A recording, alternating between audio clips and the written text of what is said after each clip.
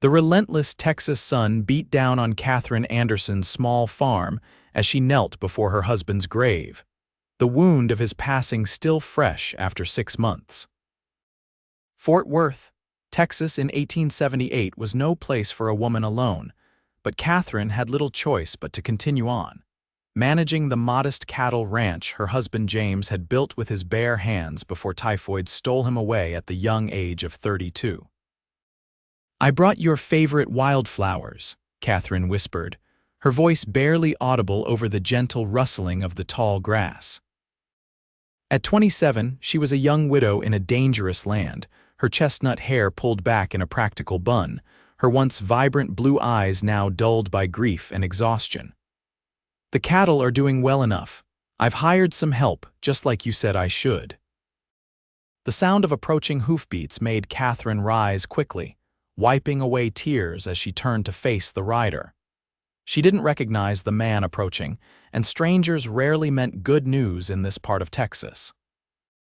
Lucas Zimmerman pulled his horse to a stop, removing his hat as he approached the small cemetery.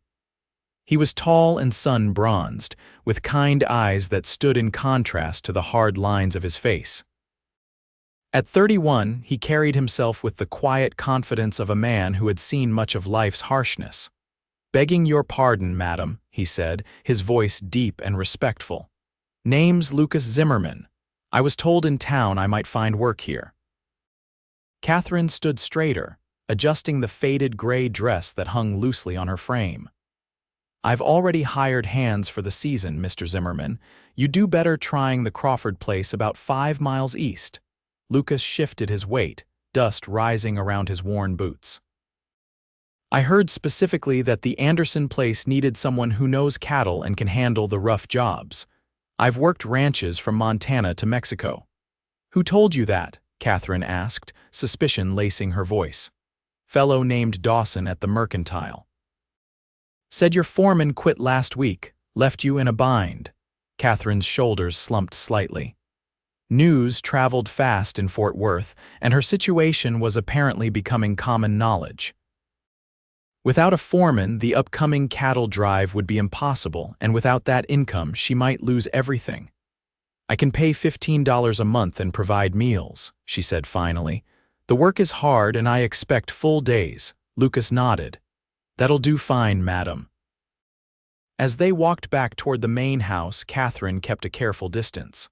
"The bunkhouse is down past the barn. You can leave your things there. I'd like you to meet the other hands and assess what needs doing before sundown." "Yes, madam." Lucas paused. "Mrs. Anderson, if you don't mind me asking, how long has it been since your husband passed?" Katherine's step faltered. 6 months. How did you know?" He gestured back toward the cemetery with a gentle tilt of his head. "Saw you there. Fresh flowers on a new grave. I'm sorry for your loss." "Thank you, Mr. Zimmerman." Her voice was clipped, efficient. "But I don't need sympathy. I need a working foreman." Lucas nodded. "Yes, madam, that's what I'm here for." Over the next few weeks, Katherine watched as Lucas proved his worth. He rose before dawn and worked until dusk, training the inexperienced hands, mending fences, and treating sick cattle.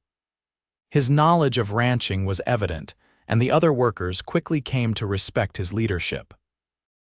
One evening, as the sun set in vibrant streaks of orange and purple across the vast Texas sky, Katherine found Lucas on the porch after the evening meal. "The men tell me the preparations for the drive are going well," she said, keeping her tone businesslike. "Yes, madam." "We should be ready to move the herd to Abilene in 2 weeks' time." He looked at her carefully. "Will you be joining us?" Katherine frowned. "Of course not. That's not a woman's place." "With respect, Mrs. Anderson, it's your herd. You should see the sale through yourself, or you might not get a fair price." "My husband always handled that part of the business." Lucas was quiet for a moment. "I've known women who have run entire ranches themselves, even led cattle drives. I'm not one of those women, Mr. Zimmerman." "You could be," he said simply. "You're stronger than you think." Katherine's eyes flashed. "You don't know anything about me or what I'm capable of. I know you haven't given up despite losing your husband."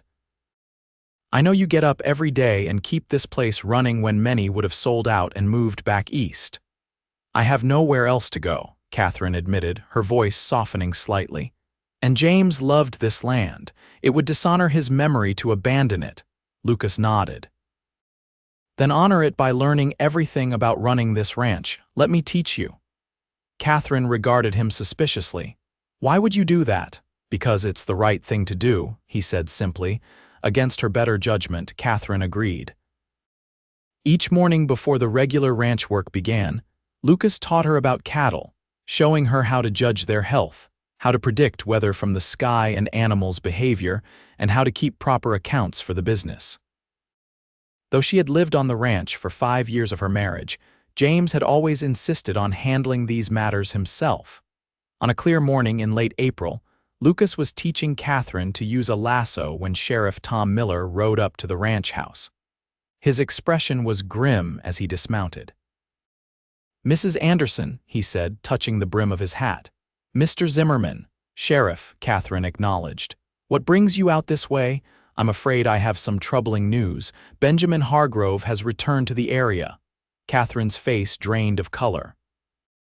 Lucas noticed her reaction immediately, stepping closer to her side without touching her. "Who is Benjamin Hargrove?" he asked, eyes shifting between Katherine and the sheriff. Sheriff Miller's mouth set in a hard line. "The man who killed 3 settlers last year, including Mrs. Robertson's husband in the next county. He was James Anderson's business partner before that, got into some gambling debts, tried to steal from their cattle business. James caught him and testified against him. Hargrove swore revenge before they took him away." "I thought he was in prison," Katherine said, her voice barely above a whisper. "Escaped during a transfer last month. We just got word he was spotted in Dallas last week, heading this way." The sheriff looked meaningfully at Lucas. "Thought you should know, might want to keep an extra watch." "We appreciate the warning," Lucas said firmly. "We'll be careful." After the sheriff departed, Katherine walked silently back to the house, her arms wrapped around herself. Lucas followed, concern evident in his features. "Mrs. Anderson, Katherine," he said as they reached the porch. "We should talk about this." She turned, her face composed but her eyes betraying her fear. "There's nothing to discuss. We have a cattle drive to prepare for. Your safety comes first. If this man has a grudge, my husband sent him to prison and now James is dead." "I'm not sure what more Hargrove could want." Lucas stepped closer. "Revenge doesn't always follow logic. Let me assign 2 men to guard the house at night, and I think you should consider learning to use a firearm." Katherine shook her head firmly. "I don't touch guns." "James never wanted one in the house." "James isn't here to protect you now," Lucas said gently. "And neither will you be once the cattle drive is done," she replied sharply. "Don't mistake temporary employment for something more, Mr. Zimmerman." Her words stung, but Lucas maintained his composure. "I'm just trying to help. I didn't ask for your help beyond running this ranch. Sometimes people need help whether they ask for it or not." Katherine's eyes flashed. "I've spent the last 6 months having people tell me what I need. The banker who suggested I sell. The neighbor who offered to buy at half the value. The women in town who think I should move back east to my sisters. I don't need another man telling me what's best for me." Lucas regarded her steadily. "You're right, I apologize." His simple acceptance of her rebuke caught Katherine off guard. She'd expected an argument, condescension, or worse. "I'll post extra guards anyway," he continued.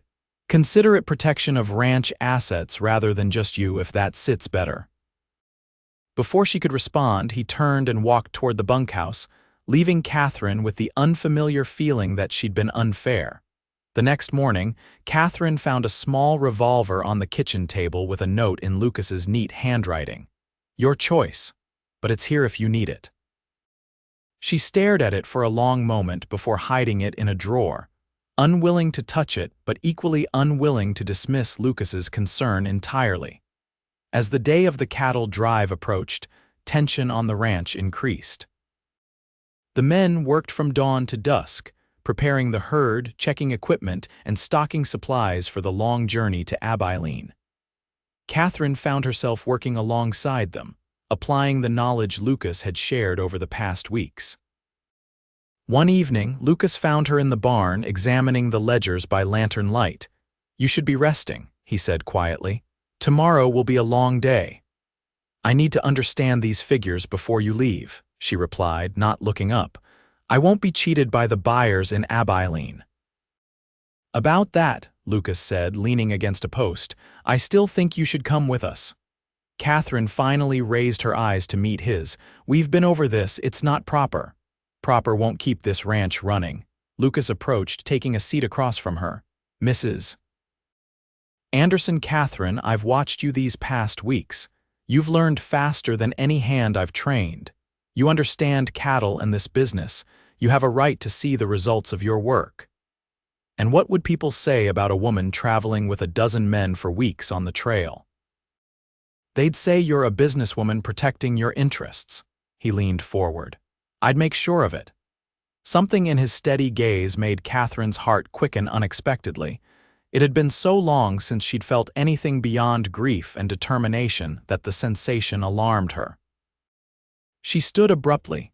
"I can't," she said, gathering the ledgers. "The decision is made, you'll take the herd to market and I'll manage things here." Lucas rose as well. "And if Hargrove comes while we're gone, Sheriff Miller has promised to check on me regularly." "The sheriff has the entire county to patrol. He can't be here all the time." "Then I'll manage," Katherine said firmly.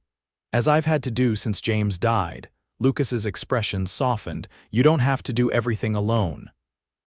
For a moment their eyes met, and Katherine felt a strange warmth spreading through her chest. Alarmed by her reaction, she stepped back. "Good night, Mr. Zimmerman." As she hurried toward the house, Lucas called after her, "I'll have 2 men stay behind, men I trust." Katherine didn't acknowledge him, but relief washed over her nonetheless. The day of the cattle drive arrived with clear skies and moderate temperatures, perfect conditions for starting the long journey. Katherine stood on the porch watching as Lucas organized the men and cattle, his commanding presence evident even from a distance. As the herd began to move, Lucas rode back to the house for a final word. "We should reach Abilene in about 3 weeks if the weather holds," he said. "Michaels and Jeffries will stay behind as we discussed." Katherine nodded. "I've prepared letters for the buyers. The terms are clearly stated." Lucas took the envelopes, their fingers brushing momentarily. "I'll uphold your interests as if they were my own." "Thank you," she said, surprised by the sincerity in her voice. "Be safe, Mr. Zimmerman." He studied her face for a long moment. "I'll come back, Katherine, that's a promise." As the dust from the departing herd settled, Katherine felt a profound emptiness that she couldn't entirely attribute to concern about the ranch's future. 3 days after Lucas and the men departed with the cattle, Katherine was checking the vegetable garden when she noticed a rider approaching from the east. Her hand instinctively went to her apron pocket, where she now carried the small revolver Lucas had left her, having finally decided that practicality outweighed principle. Relief flooded through her when she recognized Sheriff Miller, but his urgent pace suggested trouble. "Mrs. Anderson," he called, dismounting quickly. "You need to gather whatever you need and come to town immediately." "What's happened?" she asked, dread pooling in her stomach. "Hargrove was spotted 10 miles from here yesterday. 2 ranchers were found dead this morning on the old Carson place." "Same manner as the killings last year." Katherine's blood ran cold. "But your deputies, both wounded. Hargrove wasn't alone." The sheriff looked grim. "I don't have men to spare for guard duty. You'll be safer in town where I can keep an eye on you." Katherine thought quickly. "What about my ranch, my livestock? I can't just abandon everything." "Better to lose some cattle than your life, Mrs. Anderson." She straightened her shoulders. "I won't be driven from my home by fear, Sheriff. James wouldn't run, and neither will I." The sheriff sighed heavily. "I figured you'd say something like that. Your husband was just as stubborn." He looked around the property. "Where are the men Zimmerman left behind?" Checking the north pasture fence. "They should be back by evening." "I'll stay until they return," he said. "But Katherine, please reconsider." "This man has nothing to lose now." He's killed again, and he knows he'll hang if he's caught. All the more reason not to leave the ranch unprotected. As promised, Sheriff Miller remained until Michaels and Jeffries returned. After explaining the situation, he extracted promises from both men to maintain a constant watch and to fire 3 shots if trouble arrived. The signal could be heard in town on a clear night. That evening, Katherine found sleep elusive. Every creak of the house, every rustle outside seemed magnified. Near midnight, she heard the soft whinny of a horse and footsteps on the porch. Heart pounding, she grabbed the revolver from beneath her pillow and moved silently to the window. In the moonlight, she could make out 3 figures approaching the house, moving with the caution of men trying not to be detected. Katherine's throat tightened with fear. Where were Michaels and Jeffries? Had they been overcome already? With trembling hands, she checked the revolver as Lucas had shown her, then moved to the top of the stairs. The front door handle turned slowly, then stopped locked, thankfully. A moment later, glass shattered in the kitchen at the back of the house. Fighting panic, Katherine considered her options. She could try to escape through her bedroom window, but the drop was considerable, and there was little cover between the house and the barn. The gun in her hand held only 6 bullets, not enough if all 3 men were armed. The decision was made for her when heavy footsteps sounded in the kitchen. Katherine raised the revolver, aiming down the stairs, and fired a warning shot into the ceiling. "The next shot won't miss," she called out, surprised by the steadiness in her voice, "and the sheriff is on his way." Harsh laughter responded from the darkness below. "The sheriff's occupied with a fire in town, Mrs. Anderson." The voice was cold, calculating. "Besides, this is between you and me, or rather between me and your dead husband, though I suppose you'll have to stand in for him." "Benjamin Hargrove," she said, recognizing the voice from the trial a year earlier. "I'm flattered you remember. James certainly made an impression on me, one I've been eager to repay." Katherine heard movement to her right. They were coming up the back stairs as well. She was being surrounded. "James is already dead," she said, trying to keep him talking while she thought. "Typhoid took him 6 months ago. Whatever revenge you're seeking, you're too late." A pause. "Is that so? Well, that is disappointing." His voice hardened, "but perhaps not entirely unfortunate. Now you get to suffer as I did alone, with everything taken from you." A flicker of movement at the top of the back stairs caught Katherine's eye. She pivoted and fired without hesitation. A pained cry told her she'd hit her target, but immediately heavy footsteps pounded up the main staircase. Katherine turned back, firing twice more as a large figure lunged toward her. The shots struck home, but momentum carried the man forward, colliding with her and sending them both crashing to the floor, the gun spinning away into the darkness. Pain exploded in her head as it struck the hardwood.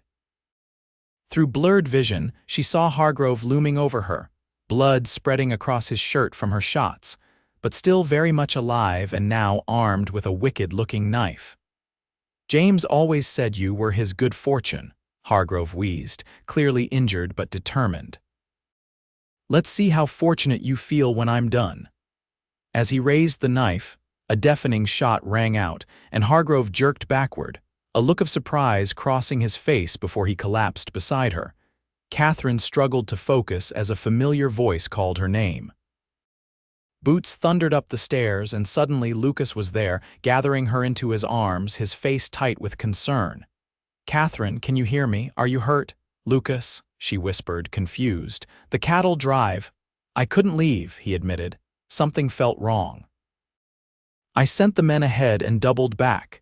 His hands gently examined her head. "You're bleeding." "There were 3 of them," she managed to say. "2 down," came another voice, Jeffries, looking battered but alive. "Third one fled when he heard the shots." Lucas's arms tightened around her. "We need to get you to a doctor." The next hours passed in a haze of pain and confusion for Katherine.